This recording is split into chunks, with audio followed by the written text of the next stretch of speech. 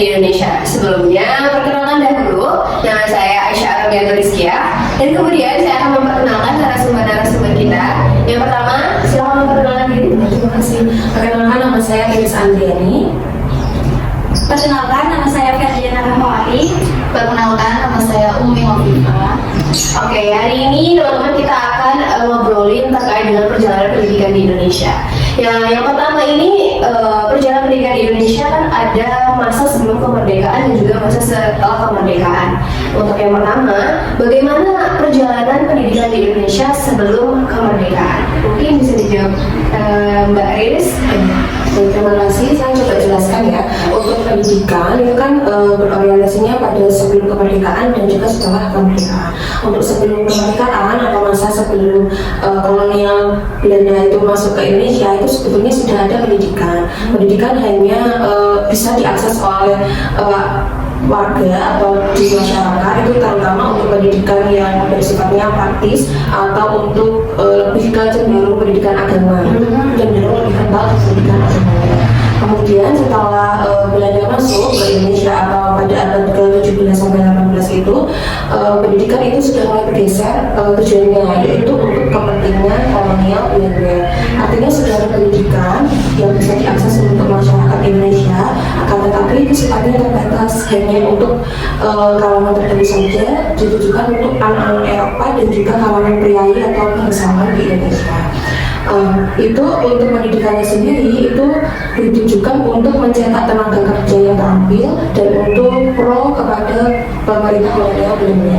Artinya pendidikan itu nanti tujuannya untuk kolonial sendiri, untuk keperluan kolonial Belanda sendiri, bukan untuk kemajuan atau keterampilan masyarakat Indonesia. Dan juga untuk pendidikan sendiri itu terdapat diskriminalisasi pendidikan, artinya pihak pribumi itu sangat terbatas dan hanya tertentu saja yang dapat mengakses. Kemudian untuk tujuan pendidikannya sendiri itu berfokus pada kepentingan administrasi dan juga teknis untuk membantu Belanda dalam mengelola atau dalam manajemen pemerintahan di Indonesia. Dan juga dalam bahasa pengantar di pendidikan sendiri itu menggunakan bahasa kolonial Belanda atau bahasa Belanda, sehingga ini tentu saja menyulitkan pihak pribumi atau bangsa Indonesia untuk bisa lebih mendalami pendidikan yang bisa mereka dapatkan. Jadi itu ada kesulitan dalam bahasa itu sendiri. Gitu. Oh begitu. Jadi intinya pada masa sebelum kemerdekaan pendidikan di Indonesia itu fokusnya tujuannya hanya untuk kepentingan kolonialisme. Iya, tujuannya hanya untuk kepentingan kolonial dan membantu mereka. Setelahnya itu ya hanya terbatas, hanya pendidikan membaca dan berhitung yang terbatas. Oke, selanjutnya bagaimana perkembangan pendidikan di Indonesia dari masa ke masa? Ini bisa disampaikan? Ya, terima kasih. Kalau untuk perjalanan perkembangan pendidikan di Indonesia itu ada yang masa lalu yaitu sebelum kemerdekaan dan sesudah kemerdekaan sampai dengan sekarang. Untuk di masa lalu, seperti yang tadi saya konfirmasikan ke Mbak Ica, itu pendidikan di masa lalu itu untuk kepentingan kolonial Belanda atau semua pendidikan yang bisa diakses itu tujuannya untuk kepentingan pemerintah Belanda. Kemudian perkembangan pendidikan setelah merdeka itu di zaman Orde Baru itu mulai ada kurikulum seragam, tapi itu untuk seluruh wilayah Indonesia, jadi tidak ada pendekatan yang istilahnya karakteristik dari wilayah tersebut tidak ada. Jadi berfokusnya pada kurikulum yang seragam, kemudian pada ilmu pengetahuan dan teknologi. Setelahnya yaitu pada masa reformasi itu pendidikannya sudah mulai muncul pendidikan swasta. Kalau yang tadi kan pada baru itu memang untuk peningkatan jumlah sekolahnya itu sudah lebih besar daripada yang sebelumnya. Dan untuk yang reformasi ini sendiri itu sudah mulai muncul sekolah swasta. Ya, kemudian untuk setelahnya yaitu kualitas pendidikan sampai dengan sekarang itu belum merata. Kemudian dari sarana prasarana sekolah, kemudian kualitas guru yang masih ada peningkatan, kemudian juga relevansi kurikulum yang seharusnya disesuaikan dengan kebutuhan siswa dan juga perkembangan zaman. Kemudian akses ke sekolah juga masih belum memadai dan pembiayaan pendidikan yang masih tinggi. Itu yang menjadi permasalahan di era dari Orde Baru sampai dengan reformasi sampai dengan sekarang. Kemudian untuk di masa depan atau saat ini pembelajaran berbasis kompetensi, artinya pendidikan pendidikan itu sepanjang hayat. Kemudian juga dilakukannya pemanfaatan teknologi yang besar-besaran untuk membantu meningkatkan kualitas pendidikan. Setelah itu juga ada pendidikan karakter yang istilahnya dapat mempersiapkan peserta didik menuju pendidikan abad 21. Kemudian setelah itu sih secara garis besar pendidikan di Indonesia telah mengalami perkembangan yang signifikan. Namun masih banyak tantangan dan juga harus segera diatasi untuk mencapai kualitas pendidikan yang lebih baik. Oke, selanjutnya terkait dengan tokoh pendidikan Indonesia nih, yaitu Bapak Ki Hajar Dewantara. Bapak Ki Hajar Dewantara ini kan memiliki pemikiran-pemikirannya yang luar biasa. Nah, lalu yang menjadi pertanyaan adalah apakah pemikiran-pemikiran dari Bapak Ki Hajar Dewantara ini masih ada relevansinya dengan pendidikan saat ini? Mungkin bisa dijawab sama Kak Diana ya. Baik, terkait dengan tokoh filosofi pendidikan di Indonesia yaitu Bapak Ki Hajar Dewantara, pemikiran-pemikiran beliau tentunya sangat relevan dengan pendidikan di Indonesia saat ini.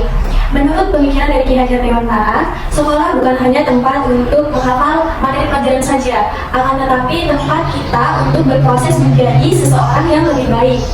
Ki Hajar Dewantara menekankan pada pentingnya pembelajaran sepanjang hayat.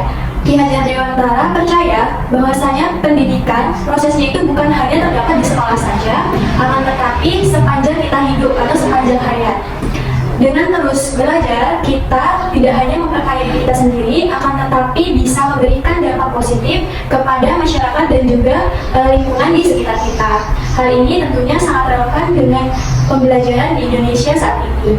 Demikian, Mbak. Jadi pada intinya pemikiran Ki Hajar Dewantara ini sebenarnya relevan dengan pembelajaran abad 21, ya enggak? Ya. Karena yang pertama Ki Hajar Dewantara itu memberikan penjelasan bahwa kita itu harus belajar sepanjang hayat. Itu juga termasuk dengan karakteristik pembelajaran abad 21. Kemudian juga karakteristik pembelajaran abad 21 seperti keterampilan yang harus dimiliki oleh peserta didik, yang dimana nantinya peserta didik itu dapat bermanfaat bagi sesama di masyarakat maupun nanti untuk kepentingan bangsa. Ya, benar sekali, Mbak. Nah, itu dia terkait dengan pemikiran Ki Hajar Dewantara. Lalu dari pemikiran tersebut, apakah ada hal-hal yang masih membelenggu siswa atau peserta didik saat ini sehingga mereka kesulitan dalam mengembangkan diri mereka? Bisa dijawab? Baik, terkait dengan tantangan yang dihadapi siswa yang sekiranya bisa menghambat perkembangan diri mereka, yaitu yang pertama adanya tekanan akademik dan sosial. Hal ini seringkali membuat siswa stres, kemudian siswa menjadi kesulitan dalam fokus pada perkembangan pribadi dan juga kreativitasnya. Selain itu, keterbatasan akses ke sumber daya dalam hal ini yaitu teknologi dan juga sumber belajar. Hal ini tentunya membatasi siswa untuk memperoleh ataupun mengeksplorasi minat dan juga keterampilan-keterampilan baru. Selanjutnya yaitu kesulitan dalam hal manajemen waktu. Dalam era saat ini, tantangan ini tentunya memiliki kesulitan tersendiri, yaitu dalam hal menyelesaikan tugas dari guru dan juga menjaga keseimbangan antara kehidupan pribadi dan juga studi dari siswa itu sendiri. Selanjutnya yaitu kesenjangan sosial dan ekonomi. Hal ini tentunya sangat penting ya bagi siswa dalam memperoleh pendidikan yang lebih baik. Latar keluarga yang kurang mampu seringkali membuat siswa ini tidak memperoleh kesempatan tersebut dalam hal ini yaitu memperoleh pendidikan yang lebih baik. Selanjutnya, tantangan yang dihadapi siswa sehingga kesulitan dalam mengembangkan diri yaitu masalah kesehatan mental dan juga kecemasan ataupun depresi. Apalagi di era digital saat ini ya, seringkali kita membandingkan kehidupan kita dengan kehidupan orang lain. Hal ini membuat diri kita tidak percaya diri. Hal ini juga mempengaruhi konsentrasi dan juga motivasi dari siswa. Tantangan yang selanjutnya yaitu kurangnya dukungan dan juga bimbingan dari lingkungan sekitar serta ketergantungan pada teknologi yang berlebihan. Hal ini tentunya dapat mengurangi keterampilan sosial dan juga emosional siswa yang sangat penting dalam pendidikannya saat ini. Demikian tantangan dan juga hal-hal yang mungkin membelenggu siswa yang bisa sekiranya menghambat siswa dalam mengembangkan diri mereka. Baik. Oke baik, itu adalah tantangan-tantangan nih yang mungkin membelenggu siswa dalam mengembangkan dirinya ya. Nah kemudian untuk melepaskan belenggu itu kalau dari saya sih bisa dimulai dari guru. Bagaimana dengan cara memperkaya atau memvariasi model pembelajaran yang tentunya akan mendukung peserta didik untuk lebih mengeksplorasi diri, dan juga kan untuk penggunaan kurikulum saat ini itu kan sudah berorientasi banget pada peserta didik ya. Nah itu adalah salah satu solusinya, yaitu dengan menggunakan kurikulum terbaru, yaitu kurikulum Merdeka. Selain itu model-model pembelajaran apa saja yang bisa digunakan guru? Yang pertama ada PJBL atau Project Based Learning, di mana pembelajaran berbasis dengan proyek. Kemudian ada PBL atau Problem Based Learning, di mana pembelajaran itu berbasis dengan masalah sehingga memacu critical thinkingnya peserta didik. Kemudian yang terakhir ada Inquiry Learning juga. Itu mungkin ya terkait dengan tantangan pendidikan di Indonesia. Tentunya untuk pelaksanaannya pembelajaran di Indonesia ini memiliki tantangan-tantangan. Nah, bagaimana sih kita menghadapi tantangan tersebut, dan mungkin bisa disebutkan dulu tantangan-tantangan di pembelajaran di Indonesia ini apa saja? Mungkin bisa dijawab oleh Mbak Iva. Iya. Baik, saya izin menjawab. Menurut saya, tantangan yang ada di Indonesia, khususnya untuk sistem pendidikan ini, yaitu terkait dengan kesenjangan sekolah ya. Baik, pertama dari segi kesenjangan sekolah tersebut atau pendidikan, yaitu adanya perbedaan yang sangat mencolok baik bagian infrastruktur sekolah antara sekolah yang di pedesaan maupun di sekolah yang perkotaan. Kemudian juga adanya akses sekolah yang belum memadai, kemudian ada juga fasilitas yang belum merata. Tentunya tersebut terjadi di sekolah yang terpencil. Kemudian dari segi kualitas pendidikan, yaitu kurikulum yang belum relevan dengan dunia kerja dan zaman saat ini atau perkembangan zaman yang terus maju ya. Nah, tersebut bisa membuat anak tersebut ketika belajar hanya berfokus pada teori, sehingga anak belum bisa untuk secara praktiknya dalam lingkungan tersebut. Juga adanya dari segi biaya pendidikan, sehingga ketika biaya pendidikan tersebut tinggi, maka bagi keluarga yang tidak mampu akan merasa terbebani sehingga mereka memutuskan untuk lulus sekolah.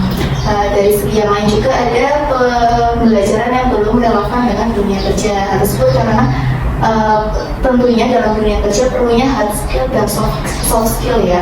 Nah, dari adanya keterampilan abad 21 ini, maka anak itu wajib mempunyai keterampilan abad 21 tersebut, seperti berpikir kritis, kemudian berkolaborasi, kemudian berkomunikasi, dan juga kreativitas. Nah, adanya hal tersebut tentunya ada perlunya upaya dari beberapa pihak ya. Pertama mungkin dari pihak pemerintah bisa melebihkan terkait angsuran pendidikan terhadap akses atau sekolah yang terpencil, baik dari PIP, kemudian KIP maupun melalui dana bonus. Nah, dari segi guru juga perlunya adanya meningkatkan kualitas guru tersebut dengan adanya pelatihan berkelanjutan maupun pendidikan yang melalui sertifikasi. Nah, dari segi kualitas pendidikan juga pemerintah tersebut bisa mereformasi kurikulum yang bisa sesuai dengan kebutuhan dan relevan dengan dunia kerja, sehingga anak tersebut ketika lulus dalam suatu jenjang maka akan siap dalam dunia bekerja dan bersaing dengan dunia bekerja, dan sehingga anak tersebut atau lulusan tersebut bisa mengimbangi dan bersaing dengan baik dan tentunya bisa mendapatkan pekerjaan yang sesuai. Nah, dari segi tersebut tentunya dengan abad 21 ini tidak merupakan juga untuk menggunakan atau memanfaatkan teknologi ya, sehingga sumber belajar tidak hanya dari guru tapi juga dari teknologi atau platform pembelajaran yang bisa dijangkau seperti itu. Nah, itu dia dari tantangan-tantangan yang sudah ada di pendidikan di Indonesia. Lalu selanjutnya, bagaimana nih agar lulusan pendidikan di Indonesia ini bisa menghadapi tantangan di masa depan? Bagaimana Mbak kira-kira? Baik, saya akan menjawabnya. Jadi kita ini membahas tentang pentingnya ini ya, apa namanya pengembangan keterampilan AD21. Sehingga dalam keterampilan AD21 tersebut, siswa itu mempunyai yaitu pertama seperti bernalar kritis, kemudian berkolaborasi, berkomunikasi dan juga kreativitas. Sehingga dengan ketika siswa mempunyai keterampilan AD21 tersebut, maka siswa akan siap untuk terjun dunia kerja, sehingga siswa tersebut mempunyai hard skill dan soft skill yang sudah ada dalam diri mereka. Karena untuk saat ini dunia kerja lebih kompleks ya, dan juga seiring berjalannya zaman, jadi lebih banyak keterampilan-keterampilan yang harus dimiliki oleh lulusan-lulusan tersebut. Demikian podcast kita kali ini. Kita telah ngobrol banyak ya terkait dengan perjalanan pendidikan nasional di Indonesia. Oleh karena itu, saya Aisyah Robiatul Rizkia pamit undur diri. Kami meminta maaf apabila selama dalam penyampaian ada kesalahan baik dalam perkataan maupun perbuatan. Sekian yang dapat kami sampaikan. Kami ucapkan terima kasih banyak. Semoga video podcast kali ini dapat bermanfaat bagi kita semua. Sekian, wassalamualaikum warahmatullahi wabarakatuh. Sampai jumpa.